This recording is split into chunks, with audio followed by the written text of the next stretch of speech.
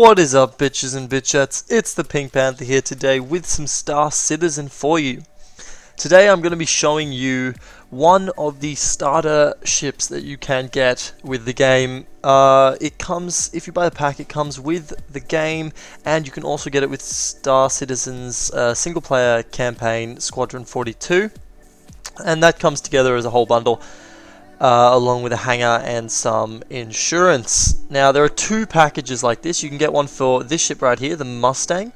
You can also get one for the Aurora, and I'm going to be showing you both of those, but I'll do the Aurora in a different video.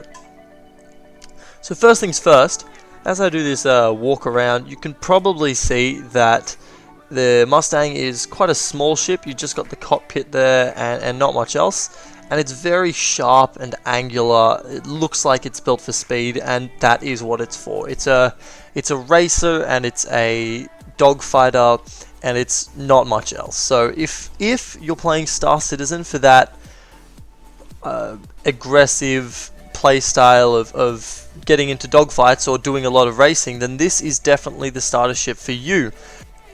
And it can actually house a couple of extra weapons, as I just showed you under the wings there. Now just be careful though before you pick this ship, because you may be interested in the whole dogfighting and racing aspect of the game, and so you may want it. However, it does limit you to basically just that, dogfighting and racing. There's not much else you can do in this ship. If you do want to do basically anything else in the game, you're going to have to take a look at the Aurora, the second starter ship. But anyway, let's take a look inside.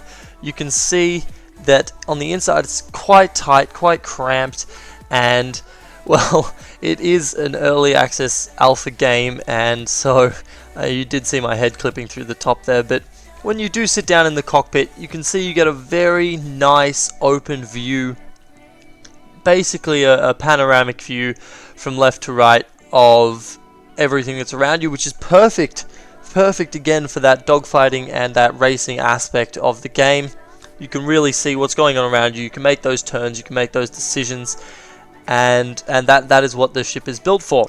In a second I'll bring it up to combat speed and cruise speed, and you'll notice that it really does handle quite nicely, some nice turning, and it does definitely have a high speed cap. So I'm just going to push it up in a second now to combat speed, and when I do that, you can see that the speed does in fact cap out at 230 meters per second, and if we use our afterburners, we can bump that up to 305. I believe that is 305.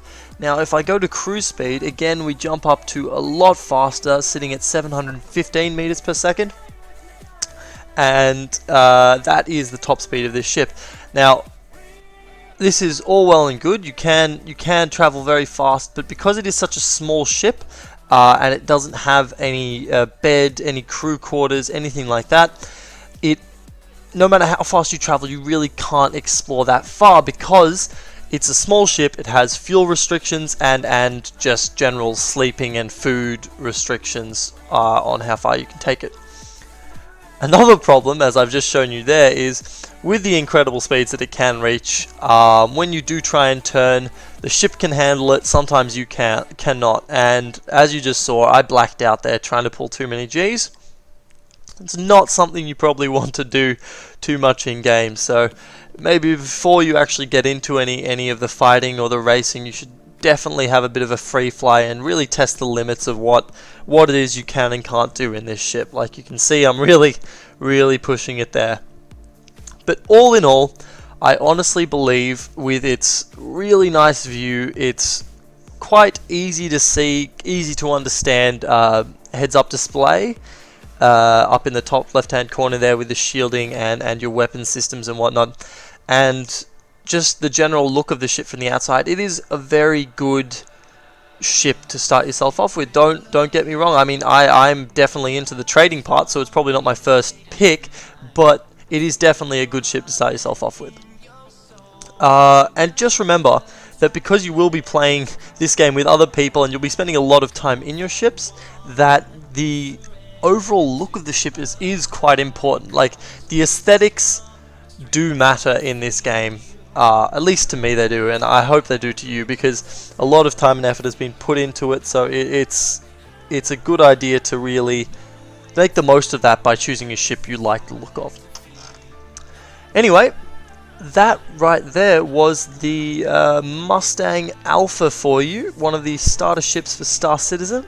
I hope you've enjoyed this little I guess, show off of what it can do and what it is, and I hope to see you in my next video where I take a look at the Aurora and what it is and what it can do. But until then, see you bitches and bitchettes later. This is how I like to feel.